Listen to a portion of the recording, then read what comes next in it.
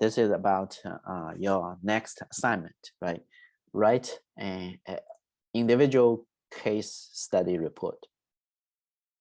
So if you click the syllabus, there will be a link study, right?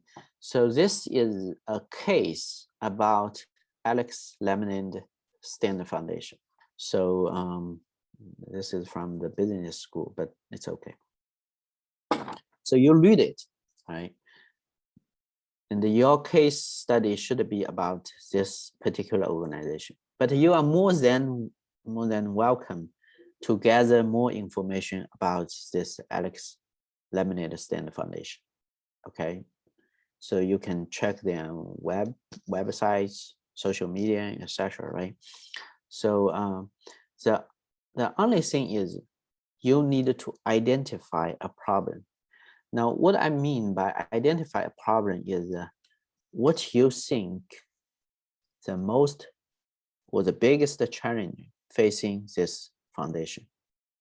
Now, it could be many things, right? So basically, when we talk about the problem facing an organization, we are basically talking about three different things: money, people, right? And management. Because management tends to allocate the resources to different people and make the organization either efficient or either guarantee the social equity, etc. Right? So it depends on the organizational goal. All right. So money, people, and management. All right. So three different things.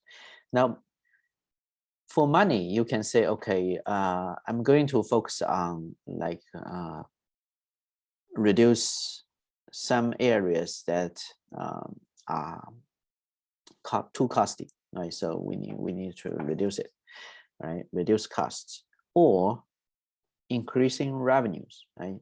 So increasing revenues could be, okay, the Alex Lemonade Foundation, Lemonade Stand Foundation, they have enough resources from private donation, right? Because basically they sell lemonades, and this is a sales fee, right? So you sell goods, you get the fee, and so this is sales money. But can we increase or expand the donors pool, increase donations in the future? All right, so this is one thing you can think about it, right? Or you can say, okay, can we get money from private foundations, family foundations? They are enthusiastic about curing children cancer, for instance, right? Or can we get some government contracts or government grants, government transfers, etc. So this is on the money side. Well, as for people, right? So you can of course say, okay, this is how should they manage the volunteers, because most of them are volunteers. They sell lemonades, right, under the name of Alex Lemonade Stand Foundation. So they have the so-called the franchise and the branding things, but it basically means how you're going to manage this, right? And also how you're going to attract talents to join your team, right? Because someone are really good at social media promotion, some are really good at financial management, etc.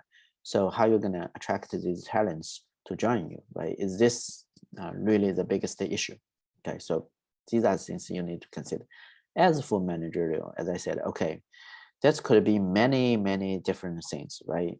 The internal communication, for instance, right? Are the board's message clearly been received and absorbed, fully understand at the front works level, right? If that's not the case, then there may be a communication issue that you wanna solve, right? Or you can say, okay, how can we manage the franchisers, right? Because they are using the brand's name to set up their own lemonade stand. So how can you manage the quality, right, to ensure the laminates. Of course, it's a laminate, right? So it's a fairly, easy to control the quality of lemonade. I won't say this is a very sophisticated products that you need to set certain standards. It's just a lemonade, so much easier. But maybe different areas. For instance, 10 years ago, right? So remember, this piece is written in 2010 for the Stanford case, right? So things changed a lot. So in the past 10 years, one specific phenomenon dominates all the country is social media, right? So nowadays, I'm not sure how many of you watch YouTube and TikTok, more than you watch TV, right? But 10 years ago, TV is kind of still a very big venue for delivering message, receiving information, etc. Nowadays, anyway, who reads newspapers, right? And basically, nobody reads newspapers. We all watch news from social media or online venues. So things changed a lot. You can say, okay, nowadays, I think the biggest challenge you're facing Alex Lemonis and Foundation is actually they are lacking social media strategy, right? So just an example, okay? The only requirement is you can't identify a exact same problem as the example identified, okay? Because the students already, wrote about it. So then you think of another problem, another challenge, okay? So that's the only requirement, just different from the example I provided to you, okay? Because otherwise, it may limit your thoughts, okay? So try a different problem or challenging, okay? But about the same organization, all right? It should be the Alex Lemonis Stanford Foundation, okay?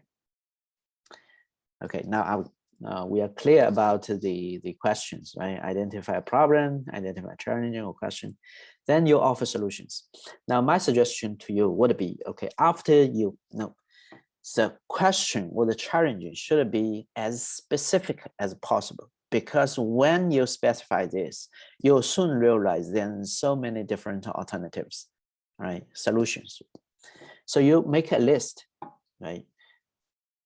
List all the possibilities, all the alternatives that you can think about, okay? Then list them. Now, by doing so, it will actually, expand your thoughts. Then you narrow it down to 2 or 3, all right, that you think you are going to finally make a decision by evaluating them, right? Because you are going to evaluate which one is most likely to be the one that are gonna successfully address the issue or to solve the problem, right? So that's my suggestion for your alternatives or the solutions, okay? So you come up with a list, a complete list, as complete as you can, and then narrow it down to 2 or 3 alternatives, okay? And finally, you imply some of the criteria to evaluate it, right? To evaluate those alternatives, okay? So you can use cost-benefit analysis, right? Whether or not this is efficient, whether or not this is effective, whether or not this is equity, or whether or not this is feasible. Now, this is particularly important about the feasibility issue, okay? Because it basically asks you, now someone could come up with brilliant idea. The only fact is it's not practical, okay? Either they lack of human resource to implement it, or they don't have financial resource to do such kind of solution, right? Even you identified that. Let me give you an example. Say, okay, you identified the lacking a social media strategy is the biggest challenge, right? So then you come up with different solution. First, like, okay, employ an expert, right? Social media expert. The second is employ intern, right? Like a free intern, okay, not paid. And the third one is outsource to a group of volunteers, right? So ask them to take care of social media accounts, etc. Okay, so you have three different alternatives, right? So then you say, okay, you know, based on the cost benefit analysis, you would say, okay, I'll give it to volunteers, right, for free. Now this is least costly because basically no money involved. And the second one, hire intern, maybe, you know, a little bit compensated, but nearly free. Okay, a very small amount of cost. Okay. And the third one, hire an expert, right? So the expert is the most costly. However, the expert knows better, right? How to run a strategy, really a social media strategy. Because interns and volunteers, first, they may know not that experienced. And second, this is we call the unstable supply of labor, right? Because volunteers, you know, they after graduation they may left the position, right? So, or, you know, interns after their internship they may not continue the work because they find another job, etc. So it's unstable. So the supply of the labor is unstable. While to maintain a strong like social media strategy, you may need a steady supply of labor, which means a position, right? But as I said, consider the feasibility. If you don't have the money to hire an social media expert, then that's off topic, right? Because that's not feasible. But you don't have the budget, then you can't hire people to do that. So then it forces you to go back to the other alternatives. Okay, if that makes sense. All right. So the three big steps, right? Identify a problem or question and then offer alternatives, solutions, and then use criteria to evaluate your solutions to see which one is the best. Okay, then you make a choice. Okay, this process can be basically applied to many situations, not only limited to analyze Alexander Lemonade Stand Foundation. Okay, so let me give you another example. Maybe you feel more like, you know, related. So let's say you have a job, either part-time or full-time, right? So it makes you really hard to schedule your time because sometimes it conflicts the class time, right? So it makes you to force you to make a choice between job and a class. Okay, so what you can do? Now, first you identify the problem, right? So what's the problem? Then the conflict between my job and my class. Okay, that's just one thing. Okay, now, okay, if there's a conflict, how can you solve this? Right, so there must be some alternatives. Let's say the first one is quit the job to be a full-time student, right? That may be more radical, but anyway, this is your alternative one. Say, okay, quit the job, and the second one is take the class another time when your work schedule allows, right? So, you know, maybe you prepare to graduate within like 4 years. Now it may take you a little bit longer, like say 5 years to graduate from Grand Valley State University, right? But still, this is another option, right? You can say, okay, take the class another time. And finally, the final option, okay, I here only gonna give you 3 choices, okay? You can come up with a much longer list. Okay, the third one may be, okay, let's say you talk to your professor or the instructor, say, is there any way I can take the class like asynchronous, right? So by doing so, you can keep your job while still, complete all the classwork, right? Keep up with your classmates, etc. Right? Okay, so let's say then 3 different options. Now, for the first option, quit the job, is this feasible? You may need the money desperately, right, to support not only you but also your family members, for instance. Okay, so then that's off the topic, right? You need the job. Okay, you can't quit. Okay, if you quit, you lose financial sources, revenues, right? So that's kind of essential for you to live. So you can't quit. Okay, so then if you consider this, then you will say, okay, that's probably not a good option. But can we say take the class another time? Yeah, maybe it's doable, right? Because it's basically gonna save you money, at least for now, right? You don't have to pay for the credits, and you get extra time to focus on your job, right? And when you think, okay, you are ready, then you go back, right? And you soon will discover that the GVSU actually encourages a lifelong learning experience. So you can basically come back anytime, right? So this maybe a very good option to you. And also consider the third one, right? The third one is take the class asynchronous if the instructor allows. Right, that may be possible. You can talk to your professor, talk to your instructor. Then they say, "Oh, that's okay. Why not?" Right? But the bad news for this is what? Also feasibility, right? Because now you have to get the job done and also get the coursework done. And sometimes it's just makes you super tired. Right? You can't focus on either side.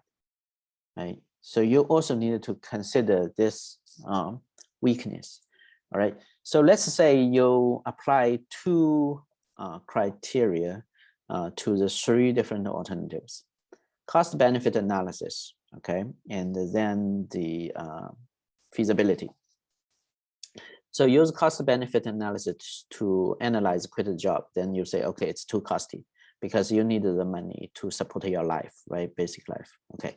So the second one, you say, okay, take the class another time. Yes, save a lot of money, right? So save costs. And the third one is maybe in the middle because you still need to pay for the asynchronous class, right? Even it's a asynchronous online class, but you still need to pay for that. Okay, so you have the high cost option, low cost option, or no cost option, right? And the middle cost, median cost option, right? And then look at the feasibility issue. Okay, so quit this job, not feasible at all. All right, and take the class another time. This may be maybe feasible, but it's still maybe medium feasible because you think you need the degree within like a certain amount of time, right? A year or 2, and you can't wait until the 4th or 5th year. That's just too long for you. You can't afford that, right? You want to get it done as soon as possible. So we will say, okay, this is the medium, okay, medium feasibility. And the final one, and asynchronous. Maybe possible, but what if the instructor kind of disagree, right? So then you lose the option, right? It becomes not feasible at all, right? So now you use the feasibility to analyze your 3 solutions. You will find, okay, the first, quit the job, not feasible, okay? Take the class another time, medium feasible. And the final one, asynchronous, medium feasible, right? So then you make a final decision, right? When you are making the final decision, you are going to combine these 2 criteria together, right? Sync them together. So the first option is high costly and basically unfeasible, right? Not feasible at all. So then you think, oh, is this the option you are going to go with? Or you can say, okay, take the class another time, right? Because this is the medium, maybe that's the best option for you. Okay.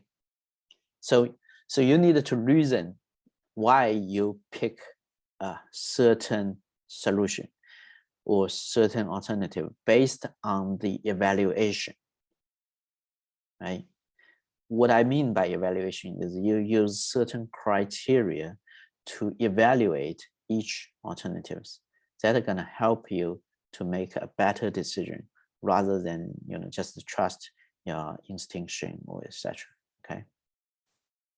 Yeah. So that can be applied to that as well.